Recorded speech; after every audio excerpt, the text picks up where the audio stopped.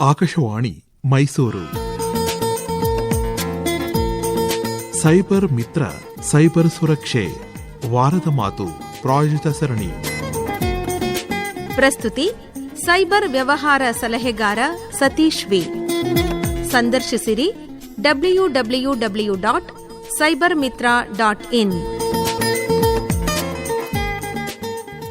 ಶ್ರೀನಂದ ಅಂತಾರಾಷ್ಟ್ರೀಯ ಕಂಪನಿಯೊಂದರಲ್ಲಿ HR manager ಕಳೆದ ವಾರ ಮುಂಬೈಗೆ ಹೋಗಲು ವಿಮಾನ ನಿಲ್ದಾಣಕ್ಕೆ ಹೋಗಿದ್ದಾಗ ಅಲ್ಲಿ ಲಭ್ಯ ಇರೋ ಉಚಿತ ಚಾರ್ಜರ್ ಕೇಬಲ್ ಮುಖಾಂತರ ತನ್ನ ಸ್ಮಾರ್ಟ್ ಫೋನ್ನ ಚಾರ್ಜ್ ಮಾಡ್ಕೋತಾನೆ ಮತ್ತು ಮುಂಬೈಗೆ ಹೋದ್ಮೇಲೆ ಅಲ್ಲಿ ಹೋಟೆಲ್ನಲ್ಲಿರೋ ಉಚಿತ ವೈಫೈ ಬಳಸಿ ತನ್ನ ಆಫೀಸ್ ಕೆಲಸಗಳು ಪರ್ಸನಲ್ ಕೆಲಸಗಳನ್ನ ಮಾಡ್ತಾನೆ. ಮುಂಬೈ ಟ್ರಿಪ್ನಿಂದ ಬಂದಮೇಲೆ ಅವನ ಸ್ಮಾರ್ಟ್ ಫೋನು ಸ್ಲೋ ಆಗಿರುತ್ತೆ. ಆಮೇಲೆ ಅವನ ಲ್ಯಾಪ್ಟಾಪ್ನಲ್ಲಿ ಏನೇನೋ ಪಾಪಪ್ಗಳು ಏನೇನೋ ವಿಂಡೋಗಳು ಬರೋಕ್ಕೆ ಶುರುವಾಗಿರುತ್ತೆ. ಮಾರನೇ ದಿನ ನೋಡ್ತಾನೆ ಅವನಿಗೆ 2 SMS ಮೆಸೇಜ್ ಬಂದಿರುತ್ತೆ, 40,000 ರೂಪಾಯಿ ಕಡಿತ ಆಗಿದೆ ಅವನ ಅಕೌಂಟಿಂದ ಅಂತ. ಅವನು ಪೊಲೀಸ್ನವ್ರಿಗೆ ಕಂಪ್ಲೇಂಟ್ ಕೊಟ್ಟು ಅವ್ರು ಇನ್ವೆಸ್ಟಿಗೇಷನ್ ಮಾಡಿದಾಗ ಗೊತ್ತಾಗುತ್ತೆ ಅವನ ಸ್ಮಾರ್ಟ್ ಫೋನ್ ಮತ್ತು ಲ್ಯಾಪ್ಟಾಪ್ನ ಹ್ಯಾಕ್ ಮಾಡಿರ್ತಾರೆ. ಅವನು ಜ್ಯೂಸ್ ಜಾಕಿಂಗ್ ಮತ್ತು ಫ್ರೀ ವೈಫೈ ಜಾಕಿಂಗ್ ಸೈಬರ್ ಅಪರಾಧಕ್ಕೆ ಬಲಿಯಾಗಿದ್ದಾನೆ ಅಂತ. ಜ್ಯೂಸ್ ಜಾಕಿಂಗ್ ಸೈಬರ್ ಅಪರಾಧದಲ್ಲಿ ಈ ಸೈಬರ್ ಅಪರಾಧಿಗಳು ಸಾರ್ವಜನಿಕ ಚಾರ್ಜಿಂಗ್ ಬೂತ್ಗಳಿರುತ್ತಲ್ಲ, USB ಫ್ರೀ ಚಾರ್ಜು ನಿಮ್ಗೆ ಸುಮಾರು ಕಡೆ ಚಾರ್ಜಿಂಗ್ ಮಾಡ್ಬೋದು ಅಂತ ಇರುತ್ತೆ. ಅಲ್ಲಿ ಚಾರ್ಜಿಂಗ್ ಬೂತ್ ಒಳಗಡೆ ಕಂಪ್ಯೂಟರ್ನ ಇಟ್ಕೊಂಡಿರ್ತಾರೆ, ಅದಕ್ಕೆ ಈ ಕೇಬಲ್ ಕನೆಕ್ಟ್ ಆಗಿರುತ್ತೆ. ನೀವು ಯಾವಾಗ ಆ ಕೇಬಲ್ನ ನಿಮ್ಮ ಸ್ಮಾರ್ಟ್ ಫೋನ್ಗೋ ವಾಚ್ಗೋ ಕನೆಕ್ಟ್ ಮಾಡ್ತೀರಾ ಆವಾಗ ಅದು ಒಂದು ಅಡಿಷ್ನಲ್ ಡ್ರೈವ್ ಆಗಿ ಆ ಕಂಪ್ಯೂಟ್ರಲ್ಲಿ ಅಪಿಯರ್ ಆಗುತ್ತೆ.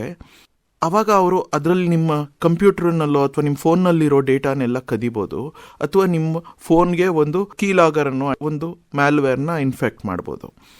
ಈ ಫ್ರೀ ವೈಫೈ ಜಾಕಿಂಗ್ನಲ್ಲಿ ಏನು ಮಾಡ್ತಾರೆ ಈ ಸೈಬರ್ ಅಪರಾಧಿಗಳು ಅಂದರೆ, ಅವರೂ ಈ ಉಚಿತ ವೈಫೈ ಹಾಟ್ಸ್ಪಾಟ್ಗೆ ಲಾಗಿನ್ ಆಗ್ತಾರೆ ಮತ್ತು ಅದನ್ನು ಫಸ್ಟ್ ಹ್ಯಾಕ್ ಮಾಡ್ತಾರೆ. ಆಮೇಲೆ ಅದರ ಮುಖಾಂತರ ಕನೆಕ್ಟ್ ಆಗಿರೋ ಸ್ಮಾರ್ಟ್ ಫೋನು ಅಥವಾ ಲ್ಯಾಪ್ಟಾಪ್ನ ಹ್ಯಾಕ್ ಮಾಡಿ ಡೇಟಾ ಕದೀತಾರೆ. ಆ ಡೇಟಾನ ಬಳಸಿ ಅನೇಕ ಸೈಬರ್ ಕ್ರೈಮ್ಗಳನ್ನ ಮಾಡ್ತಾರೆ. ಈ ಜ್ಯೂಸ್ ಜಾಕಿಂಗ್ ಮತ್ತು ಫ್ರೀ ವೈಫೈ ಜಾಕಿಂಗ್ ಅಥವಾ ಉಚಿತ ವೈಫೈ ಅಪರಾಧಗಳ ಬಗ್ಗೆ ವಿವರವಾಗಿ ತಿಳಿಯಲು ನನ್ನ ವೆಬ್ಸೈಟ್ www.cybermitra.in ಸಂದರ್ಶಿಸಿ.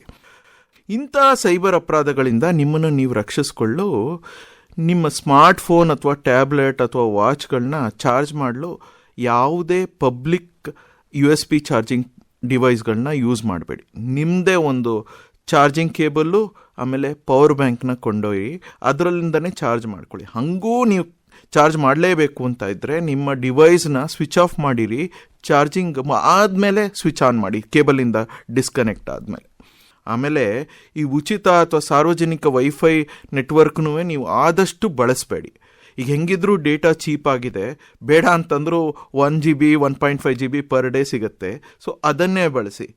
ಆಮೇಲೆ ಹಾಗೂ ನೀವೇನಾದರೂ ಕನೆಕ್ಟ್ ಮಾಡಲೇಬೇಕು ಅಂತ ಇದ್ದರೆ ನೀವು ಆ ಸಮಯದಲ್ಲಿ ಯಾವುದೇ ಹಣಕಾಸಿನ ವಹಿವಾಟನೋ ಅಥವಾ ನಿಮ್ಮ ಇಮೇಲಿಗೆ ಲಾಗಿನ್ ಆಗೋದು ಆ ಥರ ಇದು ಯಾವುದೂ ಮಾಡಬೇಡಿ. ಹಾಗೂ ನೀವು ಈ ಸೈಬರ್ ವಂಚನೆಗೆ ಬಲಿಯಾಗಿದ್ದರೆ ನೀವು ತಕ್ಷಣ 1930 ಸೈಬರ್ ಸಹಾಯವಾಣಿಗೆ ಕರೆ ಮಾಡಿ ಅಥವಾ cybercrime.gov.in ವೆಬ್ಸೈಟ್ಗೆ ಲಾಗಿನ್ ಆಗಿ ಅಥವಾ ಹತ್ತಿರದ ಪೊಲೀಸ್ ಠಾಣೆಯಲ್ಲಿ ದೂರು ದಾಖಲಿಸಿ. ಅಕಸ್ಮಾತ್ ಆ ಸಮಯದಲ್ಲಿ ನೀವೇನಾದರೂ ಆಧಾರ್ನ ಹಂಚ್ಕೊಂಡಿದ್ರೆ ಆಧಾರ್ ವೆಬ್ಸೈಟು ಅಥವಾ ಆ್ಯಪ್ನಲ್ಲಿ ಆಧಾರ್ನ ಲಾಕ್ ಮಾಡಿ. ನಿಮ್ಮ debit card credit card details ಏನಾದರೂ ಹೋಗಿದೆ ಅಥವಾ ಬ್ಯಾಂಕ್ ಅಕೌಂಟ್ ಏನಾದರೂ ಹ್ಯಾಕ್ ಆಗಿರ್ಬೋದು ಅಂತ ಡೌಟ್ ಇದ್ದರೆ ಕೂಡಲೇ ಅದ್ರ ಪಾಸ್ವರ್ಡು ಪಿನ್ನ ಬದಲಾಯಿಸಿ. ಆಮೇಲೆ ಈ ವಂಚನೆ ಎಲ್ಲಿ ನಡೆದಿದೆಯೋ ಅಲ್ಲಿನ ಪ್ರಾಧಿಕಾರಕ್ಕೂ ಕೂಡ ಒಂದು ದೂರು ನೀಡಿ. ಹಾಗೂ ನಿಮ್ಮ ಫೋನು ಅಥವಾ ಕಂಪ್ಯೂಟರು ಇನ್ನೂ ಮಿಸ್ಬಿಹೇವ್ ಮಾಡ್ತಿದೆ ಅಂತಂದರೆ ಅದನ್ನು ಫಾರ್ಮ್ಯಾಟ್ ಮಾಡಿ ಇಲ್ಲ ಫ್ಯಾಕ್ಟ್ರಿ ರೀಸೆಟ್ ಮಾಡಿ. ಸೈಬರ್ ಮಿತ್ರ ಸೈಬರ್ ಸುರಕ್ಷೆ ವಾರದ ಮಾತು ಕೇಳಿದಿರಿ. ಪ್ರಸ್ತುತಿ ಸೈಬರ್ ವ್ಯವಹಾರ ಸಲಹೆಗಾರ ಸತೀಶ್ ವಿ. ಸಂದರ್ಶಿಸಿರಿ www.cybermitra.in. ಈ ಕಾರ್ಯಕ್ರಮ ಆಕಾಶವಾಣಿ ಮೈಸೂರು ಕೇಂದ್ರದಿಂದ ಪ್ರಸಾರವಾಯಿತು.